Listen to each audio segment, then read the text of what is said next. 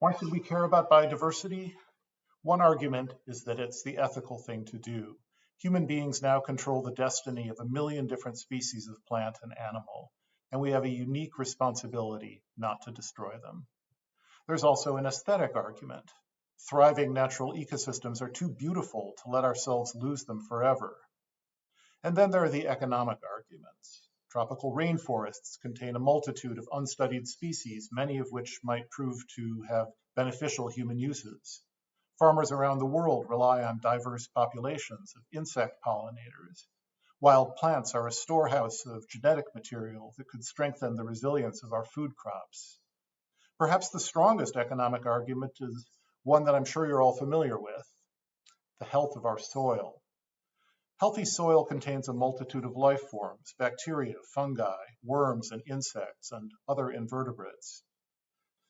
Healthy soil farmed with a view to biodiversity is inexhaustibly productive.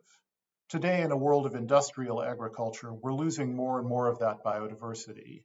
Denatured soil requires ever more fertilizer and pesticides and a tighter and tighter death spiral. We're in the midst of a grand experiment, the annihilation of soil biodiversity, that I'm very much afraid is not going to end well. To me, these arguments add up to a powerful case for preserving biodiversity. But it's important that we not use the word the way climate activists use the words climate change. Global warming really is global, too vast for any individual action to make a difference. But biodiversity, while equally important in the global picture, also has enormous meaning locally. Biodiversity is the hawks that used to breed in your neighborhood until the wind farm was built. Biodiversity is the hedgehogs you used to see at sunset before the common agricultural policy wiped out their habitat. Biodiversity is the frogs and the butterflies at your local wetland before it was drained. Biodiversity is the amazing variety of fish you could find in the Mediterranean until a few decades ago. Climate change is an abstraction, and it's hard to motivate people with abstractions.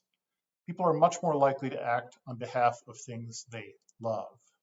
And because biodiversity is specific and palpable, the song of a nightingale, the smell of healthy soil, the feel of it in your hand, it makes love possible. Love might move you to pay more attention to where your food comes from and how it's produced. It might move you to support the local farmers who are doing it right. It might move you to take action to preserve the wild places nearest to where you live. It might move you to work for politicians who want to reduce the human impact on the natural world around you. Just because these actions are small and individual and local, it doesn't mean they're meaningless. Quite the opposite.